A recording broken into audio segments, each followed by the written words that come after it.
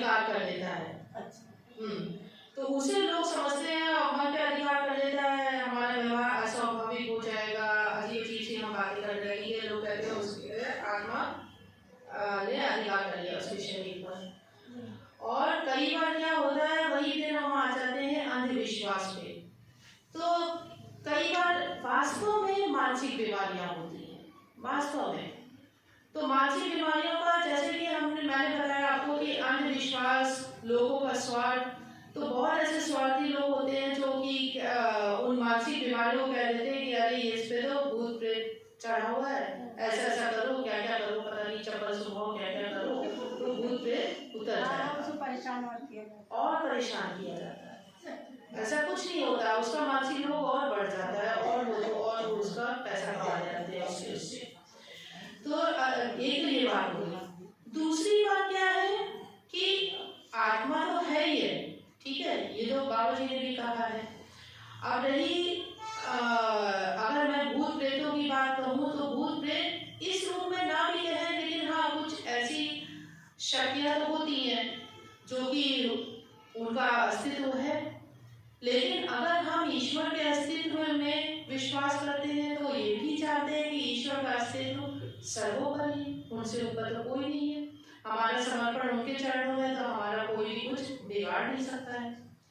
अब रही दुष्ट आत्मा की बात, तो दुष्ट आत्मा तो नहीं, वो परमात्मा का स्वरूप है, लेकिन हाँ ये अवश्य है कि जैसा कि बहुत पहले इन्होंने देशकाश में भी पूछा था, बहुत पहले मेरे मन में भी आया था, तो जो भी भगवान से प्रेरणा मिली यही मिली कि हर आत्मा को अलग अलग शरीर तो मिलते हैं, अलग अलग शरीर। जैसे भगवान का हम लोग चाहते कोई भी कार्य निरुद्देश्य नहीं होता, तो आत्मा को जब शरीर दिया तो निरुद्देश्य रूप में तो नहीं दिया, उद्देश्य होता है। और आत्मा भी परमात्मा का अंश है, तो उस आत्मा का उद्देश्य भी यही होता है, धर्म की स्थापना करो, अच्छे कार्य करो, मानवतावादी कार्य करो, ठीक है। लेकिन वो शरीर जो है, वो शरीर जैसे बाबा जी ने कहा है, किसी के अंदर आत्मा जागृत अंश के रूप में रहती है, कोई सुप्त अवस्था में रखता है, ठीक है। कब होता है, जबकि उस शरीर पर उसके स्वार्थों का ज्यादा प्रभाव होता है कि हम ये स्वार्थ पूरा करें, वो स्वार्थ तो ऐसे हैं जो कि कुछ अच्छा बुरा तो दिखाते ही नहीं है, कुछ भी हो हमारा स्वार्थ पूरा होना चाहिए। आत्मा की आवाज को दबा दिया जाता है, वो आत्मा उसी रूप में रह जाती है कि उसके शरीर को चलाने के लिए जीवनी शक्ति के रूप में रह जाती है।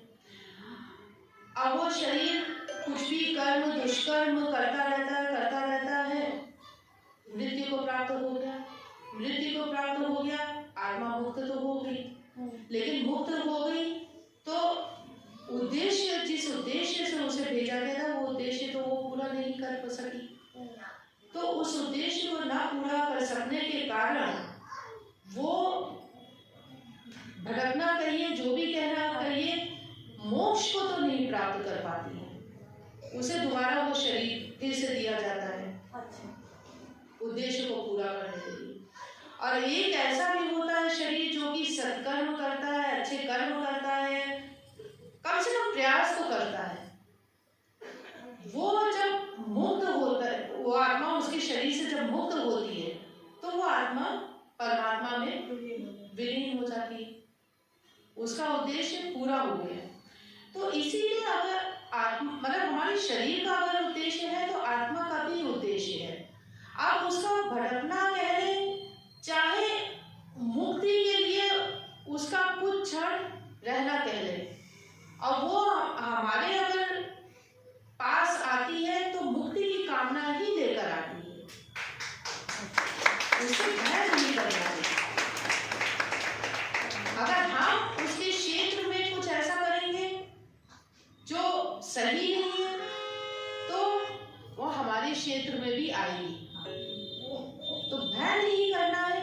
अगर ऐसा कुछ है तो आप समझ लीजिए कि वो स्वयं ही मुक्ति के लिए भटक रही है या अभी अपने समय का प्रतीक्षा कर रही है। तो उसके लिए उसकी मुक्ति के लिए कुछ जो लोग उसके साथ हैं, उसके संबंधी हैं, तो वो लोग भी कुछ प्रयास कर सकते हैं, प्रार्थना कर सकते हैं, भक्ति कर सकते हैं। सबसे पहले मैं ये कहूँगी कि सबसे पहले तो जब तक हमारे सामने हमारा शरीर है, हम ईश्वर के उद्देश्य को समझें कि उन्हें हमें ये शरीर दिया ही क्यों है। हम सबको उन्होंने निरुद्देश्य ये शरीर नहीं दिया है, उस उद्देश्य को आप पहचाने। इस क्षण का आप न प्रतीक्षा करें कि मृत्यु होगी तब हमारी आत्मा भटके ना भटके, या उसके लिए कुछ ऐसे वो किए जाए, ऐसे ढंग के कुछ कार्य।